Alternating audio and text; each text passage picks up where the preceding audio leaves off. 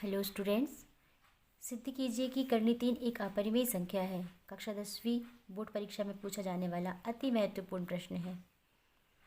इसे सिद्ध करने के लिए हम इसका विपरीत कथन सत्य मानते हैं। हम क्या मानेंगे? हम मानते हैं कि करनी 3 जो है एक परिमेय संख्या है। कैसी संख्या है? एक परिमेय संख्या है। हमें सिद्ध करना है कि करनी 3 अपरिमेय संख्या है, लेकिन हम तथ्य लेकर चलेंगे कि करनी 3 एक परिमेय संख्या है। परिमेय संख्या है तो परिमेय संख्या की परिभाषा लगानी होगी। इसके बाद हम जब परिभाषा लगाते जाएंगे तो देखते हैं कि कौन सा तथ्य निकल कर सामने आ रहा है जो हमें ये निष्कर्ष देगा कि करनी 3 वास्तव में एक परिमेय संख्या है या फिर एक अपरिमेय संख्या है। आगे चलते हैं। हमने माना कि करनी 3 एक परिमेय संख्या है। अब करनी 3 यदि एक परिमेय संख्या है तो करनी 3 को हम P/Q के रूप में लिख सकते हैं। परिमेय संख्या की परिभाषा कहती है कि परिमेय संख्या कौन सी संख्या होती है जो P/Q के रूप में लिखी जा सके, साथ ही साथ P और Q आपस में कैसे हो? सहभाज्य हो। सहभाज्य हो। सहभाज्य से तात्पर्य ये है कि जैसे यहाँ 6 लिखा हुआ है, यहाँ 2 लिखा है, तो ये कट रहा है, ये कट रहा है, आपस में विभाजित हो जा रहा है। ऐसा विभाजित नहीं होना चाहिए। P/Q कैसी होनी चाहिए? आपस में विभाजित नहीं होनी चाहिए। और Q को 0 के बराबर भी नहीं होना चाहिए, अन्यथा संख्या असंख्य हो जाएगी। अब आ जाते हैं हम कि करनी 3 एक परिमेय संख्या है, तो करनी 3 को हम लिख सकते हैं करनी 3 इज इक्वल टू P/Q। यहाँ दोनों पक्षों का क्या करें? हम वर्ग ले लेते हैं, तो वर्गमूल के चिन्ह से बाहर हो जाएंगे। दोनों पक्षों का वर्ग करने पर जगह 3, ये हो जाएगा P²/Q², या 3Q² this equal to P²। इसका आशय तो ये हुआ कि जो P² है वह 3 से विभाज्य है, या P² को हम 3 से विभाजित कर सकते हैं।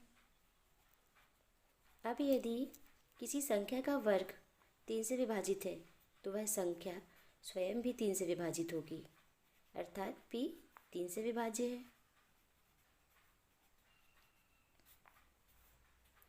और यदि P 3 से विभाज्य है तो फिर हम इसे लिख सकते हैं P = 3C, जहाँ C कोई भी संख्या हो सकती है। इस तरह हमने निष्कर्ष निकाला कि P 3 से विभाज्य है। अब P का मान 3Q² = P² समीकरण 1 में रखते हैं तो हमें क्या प्राप्त होगा? समीकरण 1 में P = रखेंगे 3C, तो हमें प्राप्त होगा 3Q² = 3C का होल स्क्वायर। P की जगह पे 3C रख दिया हमने।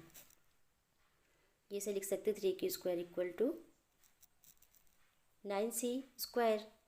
9 3 से कटेगा 3C², अर्थात कि Q² भी 3 से विभाज्य है। हमारे पास कोई शेषफल नहीं बच रहा है, Q² 3 से विभाज्य है। पुनः हम ये कह सकते हैं कि यदि कोई संख्या 3 से विभाज्य है, उसका वर्ग भी 3 से विभाज्य है, तो संख्या भी 3 से विभाज्य होगी। यदि Q² 3 से विभाज्य है तो Q भी 3 से विभाज्य होगा। लेकिन हमने तो कहा था कि P और Q सहअभाज्य नहीं होनी चाहिए, और यहाँ ये निष्कर्ष निकल रहा है कि P भी 3 से विभाजित हो रहा है और Q भी 3 से विभाजित हो रहा है, जो कि हमारी मान्यता का विरोधाभास है, क्योंकि हम पहले ही मान चुके हैं कि P/Q परिमेय संख्याएं हैं, और परिमेय संख्याओं की परिभाषा से P/Q को सहअभाज्य नहीं होना चाहिए, अर्थात हम जो मान्यता लेकर चल रहे थे वह गलत है। करनी 3 एक परिमेय संख्या है। हमने करनी 3 को P/Q माना था। करनी 3 एक परिमेय संख्या प्राप्त नहीं हुई। हमें प्राप्त हुआ कि हमारी मान्यता करनी 3 एक परिमेय संख्या है गलत है, और इसके विपरीत तथ्य के रूप में करनी 3 एक अपरिमेय संख्या होगी। बहुत बहुत धन्यवाद।